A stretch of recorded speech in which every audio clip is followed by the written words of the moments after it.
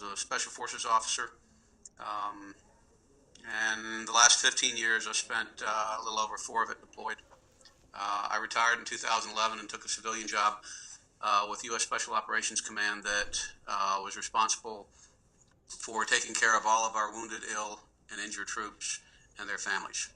And I did that until September of 2014.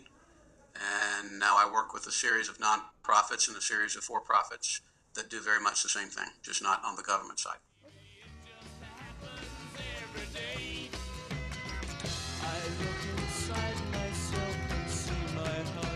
But the deployments that we've done in the last 15 years are very different.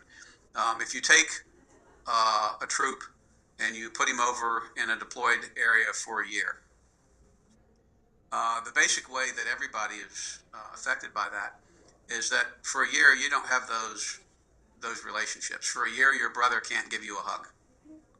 That basic, okay? And so for the year he's gone, even though he can get on FaceTime, even though he can talk to you on the telephone, even though you can write back and forth, there's still a human separation. And depending on the austerity of the place he might be deployed, that separation can be worse and worse and worse. So while he's deployed, you're at home going on with life. And while you are deployed and when you come home, it often feels like that you stood still while everybody else moved on with life, moved on with relationships. There is always, when you have conflicts like this, when you have mass deployments like this, there's always a spike in divorces among married troops. There's a spike in the number of troops who are dating who break up with their significant others. Because that separation is just too much for some relationships to bear. In some cases, too much for marriages to bear.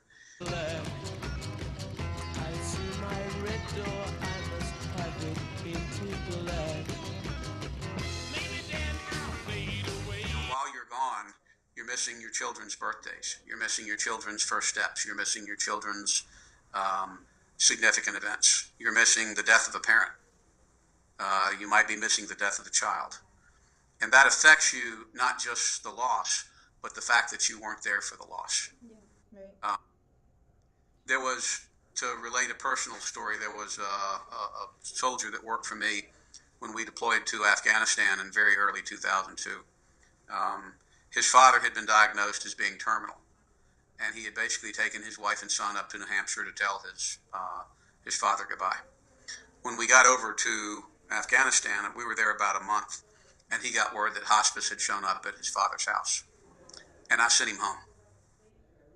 It was really controversial to send him home, and then we almost had to drug him and put him on the plane because he felt this intense obligation of being there for the troops that he was deployed with. And I tried to explain to him that 5 years or 10 years later, nobody would remember whether he was there or not. Nobody would care whether he was there or not. But he would know he wasn't at home when his father died, and he could have been. Yeah. And that he was going home. And he went home, and for probably about 2 weeks, his father actually got a little bit better, got out of bed and got in the pool with his grandson. And then his father passed. And when he did come back, it was about 3 months later, and he said it was the best thing he had ever been forced to do was to go home.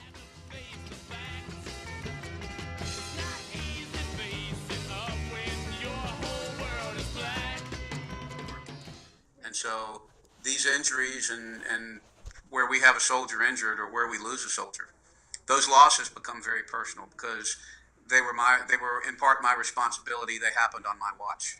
Yeah. And so I think we have long-term obligations to the families and to the children of these troops. My green seagull turn a deeper blue. I could not foresee this thing happening to you. And when they do come home after a deployment, you have to take things very, very slow. We tell troops when they come home, no major purchases, no major lifestyle changes for the first 6 months when you come home. Don't come home and buy a new truck. Don't come home and buy a new house. Don't come home and suddenly get married, because it takes a person a while to reintegrate back into the rhythm of life and what we consider normal here. which is not what normal is anywhere else.